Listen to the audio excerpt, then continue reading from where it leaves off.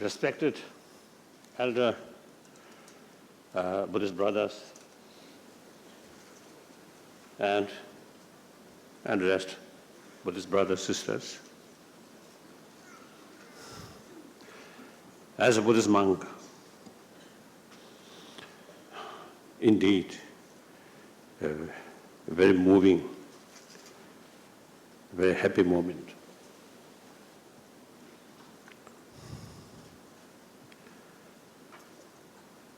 As usual, the person who speaks last, there's nothing to say.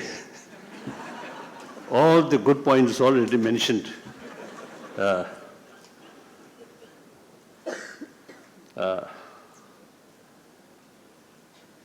I think usually, this is my sort of concern or feeling. Of course, I'm Buddhist. But at further deeper level, I'm a human being. One of the nearly, now about 7 billion human beings. I'm one of them.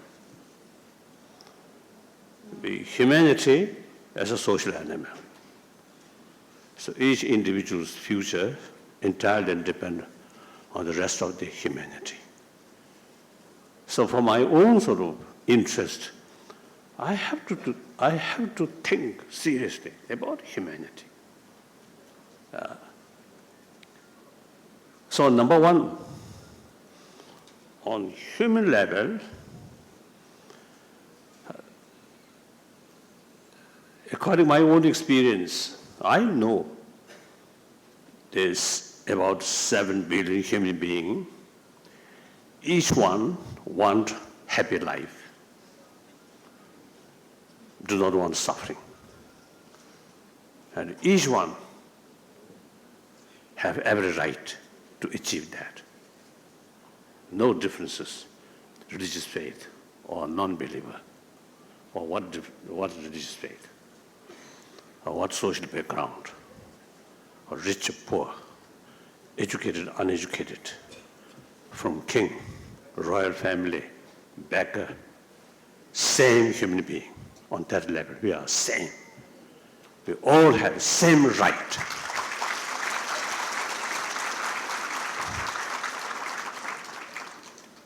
I think many problems which we humanity facing, with too much emphasis, the secondary level differences.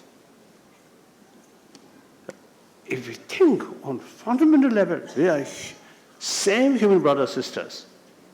No basis to quarrel. No basis to cheat at each other. Look down on each other. No. We are same. So we really need to clearly sort of realize we are same. Future, happier humanity is everybody's interest, everybody's responsibility. Now, we Buddhists, I think maybe nearly 1,000 million Buddhists, we also have sort of responsibility to serve humanity. I think very motivation of Buddha Shakyamuni for enlightenment, meant for sentient being. Whole his sort of life, whole his teaching, meant for sentient being, not only Buddhist. So, on that level, I usually strongly feel, look back 20th century, I think the 20th century become very, very important century, whole human history. We invented many, many positive things. And at the same time, the 20th century becomes century of bloodshed, century of violence. even in the name of different religious faith, violence, divisions. So the 20th century really becomes a century of bloodshed, century of violence. According to some historian, over 200 millions of human beings killed. So such immense suffering really brought some good thing on this planet. Brought more peaceful, more happy world, then such amount of suffering can be justified. But that's not the case. Even beginning of this 21st century, some unhealthy things, unhappy things here and there, these are, I think, a result or symptom of the past mistake, past negligence. So now, and then also it's a technology, immense also the advancement. But that technology also sometimes, you see, adding power of destruction. So the science and technology itself is wonderful. But in order to use for constructive way, ultimately it depends on our human mind. The user of the technology, user of the science, knowledge of science. So in order to create a better world, if we expect better world come from money, come from science, come from technology, it's wrong. If you really want better world, happier world, ultimately it depends here. And our intelligence also, education also, not very sure. These troublemakers, I think these people also, I think as far as their brain is concerned, very smart. So it's their motivation here. Anger, fear, hatred, suspicion, that's the causing of these problems. So now, firstly, in order to create this 21st century, become a peaceful century, we have to think about inner peace. Peace never achieved through declaration, through resolution, through slogan. Peace must come through inner peace. That's the only way. So, in order to create happier world, ultimately, you have to look individuals sort of motivation. Through like a world body, United Nations cannot build peace. Peace must come from individuals' inner peace.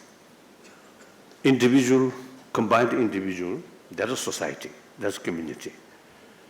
And the leaders also come from that society. If the society not much concerned about moral principle, moral ethics, society only concerned money, power, then people from that kind of society automatically become just thinking importance of money and power. We can't bring these people. Our whole society thinking. I think many people, I think almost I feel almost like lip service saying God or Buddha. But in our daily life, we don't care. We Buddhist. We pray Buddha. Buddha Mishanam Gacchami. But our real day-to-day life don't care about Buddha. Money, power, name. What's that?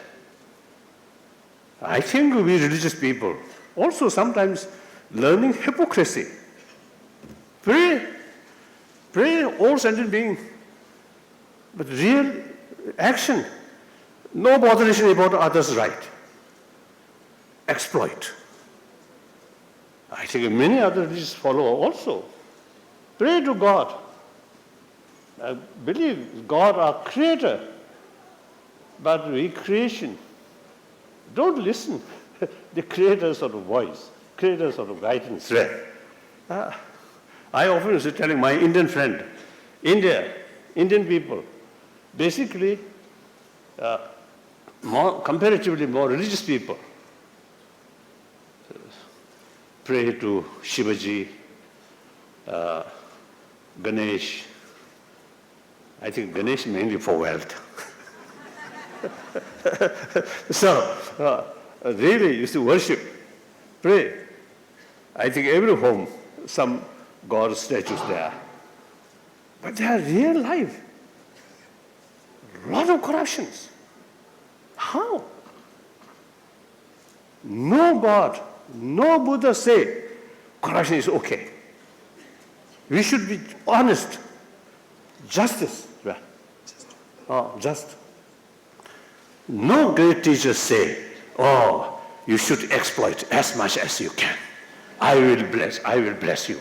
Nobody, no God say that. So therefore, if we accept higher being like Buddha or Jesus Christ or Muhammad or others, then we should be honest person, truthful. Through that way, you yourself also gain more self-confidence. I have nothing to hide. I can tell what I feel transparently. Then you get trust from others. So from your own selfish viewpoint, honest, truthful is the very important source of inner strength, self-confidence. Yes, there are people. Speak very nicely, smile, and then look, their motivation is something different. How can you develop trust or respect? Here I am Buddhist. I want to say, our Buddhist brothers, sisters, Buddha's teaching. Of course, more than 2,500 years passed, but still, Buddha's teaching is very much relevant to today's world, including number of top scientists. They're really eager to get more information, more method tackle destructive emotion. The teaching wonderful, but I really feel now there are signs. There are lamas or turgus or teachers, their quality become degenerate. This I really feel some concern. If yourself not disciplined life, how to teach other people? In order to show other right path, you yourself must follow the right path. So therefore, now I think all the positive things already stated. So now only thing left for me is say more negative things. So we must be very, very serious. I myself a Buddhist monk. I always watch myself. And every day, morning, as soon as I wake up, I remember Buddha and recite some Buddha's teaching. Then sort of shaping up my mind. The rest of my day, I should spend according to that principle. Honest, truthful, compassionate, peaceful, non-violence. So I hope our Buddhist brothers and sisters here, I think when we talk about Buddha Dharma, and promote Buddha Dharma, propagate Buddha Dharma, first you yourself propagate here. Right. Oh.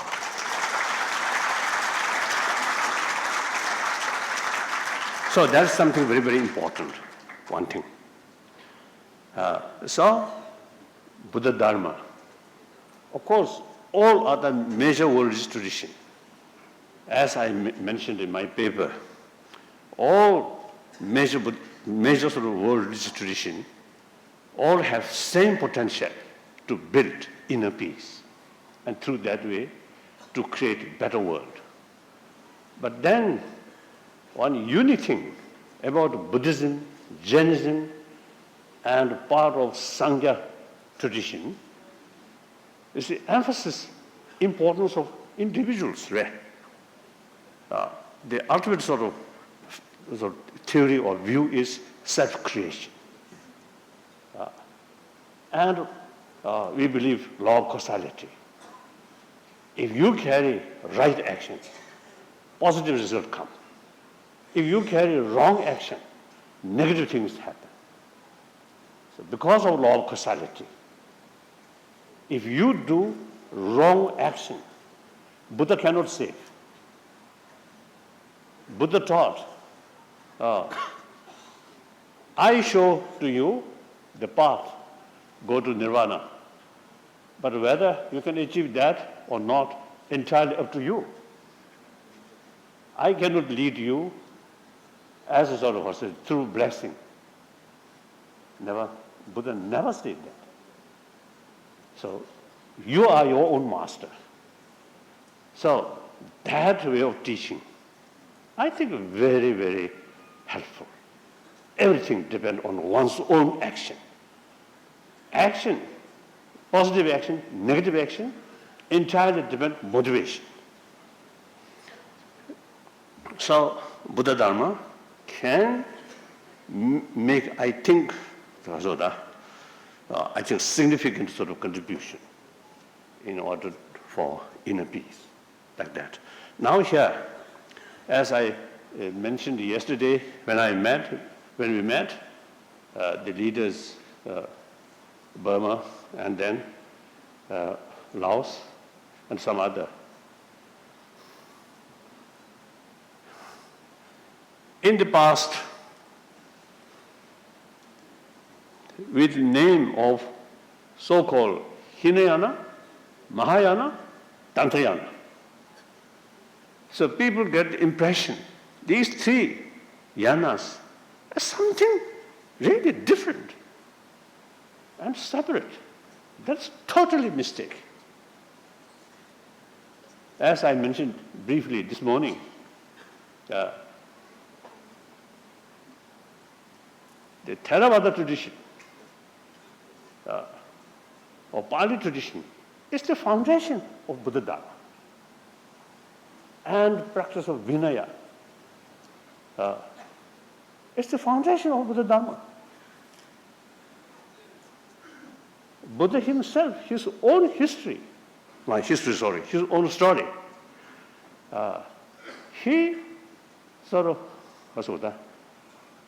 cut his own hair and then become monk. That's the practice of Shila. Then 6 years meditation. That's the practice of Samadhi. And also practice of Vipassana. Through that way, finally, he got enlightenment. So 3 trainings, Shila, Samadhi, Panya, or Vipassana. So we, his follower, must follow that way. Without a practice of self-discipline, without practice of Vinaya, how can develop Shamatha and Vipassana? Difficult. So So the Pali tradition is the foundation of Buddha Dharma. On top of that, the practice of, I think, the Parinjaparamita Sutra, that is Sanskrit sort of Sanskrit tradition, emphasis about Nirodha, third noble truth, Nirodha. So further explanation, what is Nirodha? He explained possibility to eliminate our ignorance. Once complete eliminate ignorance from our mind, that's Nirodha, moksha. So it's a further explanation that. And then also marg, further explanation. So on the basis of Pali tradition, then the Sanskrit tradition add. There's something like first floor way. First ground floor, there's a Pali tradition. Bhikshu practice, self-discipline, shila. Then Parinjaparamita Sutra, also you see the Abhidhamma, a kind of Abhidhamma. So about wisdom, mentioning about wisdom. So, and 6 parameters, 10 parameters. Then on top of that, the Buddhist Tantrayana, visualization, deities, based on practice of vipassana, samatha, and bodhicitta. So these first floor, ground floor where? Ground floor, the first floor, second floor, like that. Without ground, ground where? You cannot build. So I think the Buddhist brothers, sisters here, I think you should know that. Of course, I have no authority. I myself consider a student. Whenever I have time, I always study, read, like that. But you see, I think as far as Tibetan Buddhism is concerned, about 300 volumes which translated from India, Pali, as well as Sanskrit, and some Nepalese. So whenever I have time, I read, think, study these 300 volumes. So certainly my knowledge, compared to those people who never touched these 300 volumes, I think then my knowledge is a little better. So therefore, you see, as a result of studying these books, I developed a full conviction. These practice of these 3 trainings are very, very essential, like that. So firstly, we Buddhists, whether Theravada or Mahayana or Tantrayana, we must be a genuine follower of Buddha. That's very important. Clear? In order to become Buddha's follower, just change dress. Even puppet, we can put some monk's robe. We cannot call them Buddhist monks. So I think puppets are Allah bego kasa. Allah bego kasa. Puppets or dolls. Put some bhikshu's robe. If you can say, I mean, we cannot say these are good monk or good bhikshu, isn't it? So just a dress. It's very easy. Change here in order to become genuine Buddhist follower, in order to become Buddhist monk. You must practice seriously self-discipline, like that. Or sometimes it looks, Buddha, let him work hard with luxurious life. How? How can? If you are Buddhist, We must follow Buddha's own way. 6 years sort of the hardship practice. We must follow his example. So now, as I mentioned yesterday, in the past, frankly speaking, there is some kind of gap or wall between Pali tradition and Sanskrit tradition. This wall, nobody's benefit. We must come together and exchange. There are a lot of things to learn from your tradition, from your Patimoksha. You also can learn some of our Sanskrit Patimoksha. So, more sort of regular sort of meeting, not just a ceremonial way, but serious meeting, serious discussion is very, very essential. This is one thing. Then I think Bhikshuni. I think whole your sort of later part of your life, I think including your dream, I think you always think Bhikshuni, Bhikshuni, Bhikshuni. So I think, as you know, right from the beginning, I always sort of wish or support the Kasuda revival of Bhikshuni in Mula Savasiddhivadin tradition.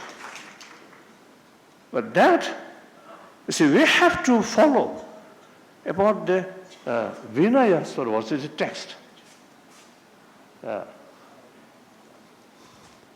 If I have some kind of a special right, acting like a dictator, then I can say, oh, you must do that. That we cannot. We must follow according to the Vinaya text. So, Mula Savasiddhivadin text, and also Dhamma text, Theravada text. These also is one important subject we have to discuss very seriously. So these decisions beyond my control. What I can decide is introduce all the nunnery Tibetan community.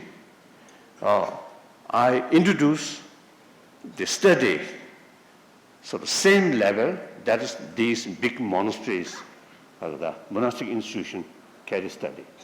So now we already see ready some nuns becoming Kishima, good scholar.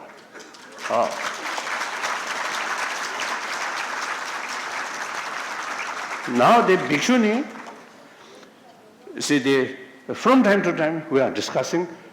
This moment also I show your letter to the Laotian leader and the Laotian Buddhist leader and also the Burmese, the Buddhist leader. I show the letter and we will carry a serious discussion. I think I am quite sure. Eventually, I think some, because of the agreement, some agreement, I think we will arrive like that.